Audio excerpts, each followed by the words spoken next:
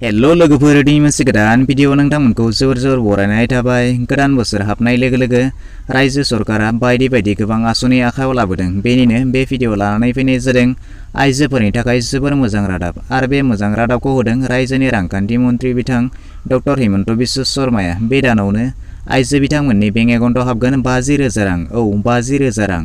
बिदिब्ला सोरबायदि आइजोनि एकाउन्टआव बे राङा हाबगोन, माब्ला हाबगोन आरो सोर बे रांखौ मोननो हागोन, बेफोर गासैखौबो बे भिडिअनि गेजेरजों आबुङै नोंथांमोननो फोरमायनानै होनाय जागोन। बिदिब्ला भिडिअखौ एसेबो स्किप खालामालासे जोबजासिमल' नायलांबाय थादो। नोंथाङा गावनि रावजों latest update, informative, educational, knowledgeable video मोननो थाखाय अन्नानै चेनेलखौ साबस्क्राइब खालामनानै लादो।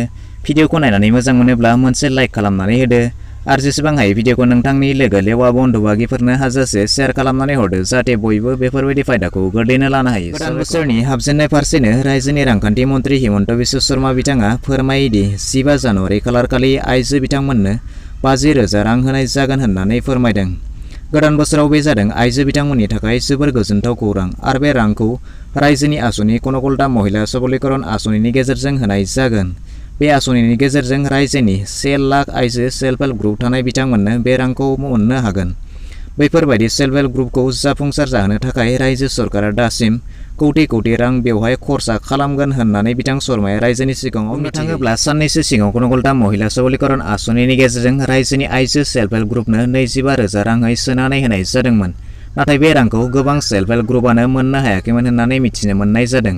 नाथाय बे खेबाव फैगौ 15 जानुवारि थामहिनबा मागो दमासिनि सानाव कनकलता महिला सबलीकरण आसनियाव एप्लाइ खालामनाय सिगाङाव मोननाय मोनै गासैबो बे 50,000 रांखौ होनाय जागोन होननानै फोरमायदों आरो बे रांखौ नोंथांमोननि रेजिस्टार जानाय बेंक एकाउन्टआव सोनानै हरनाय जागोन। जुदि नोंथाङा सिगांनि 25,000 रांखौ मोनदोंमोन, थेवबो बे 50,000 रांखौ मोनगोन आरो जायफोरा गोदानै कनकलता आसनियाव एप्लाइ खालामदों बिथांमोनाबो बे 50,000 रांखौ मोननो हागोन होननानै फोरमायदों। दिनैनि भिडिअ बेखिनियानोसै। आसा खालामो नोंथाङा भिडिअखौ नायनानै गासैखौबो बुजिबाय जानांगौ। जुदि माबाफोर डाउट थाबावबायब्ला नोंथाङा कमेन्ट सेक्सनाव थांनानै फोरमायहरनो हागोन। भिडिअखौ नायनानै मोजां मोनोब्ला मोनसे लाइक खालामदो, गाज्रि मोनोब्ला डिसलाइक खालामदो। जुदि चेनेलाव गोदान नायगासिनो दंब्ला अन्नानै चेनेलखौ साबस्क्राइब खालामनानै लानोबो दाबावगारदो।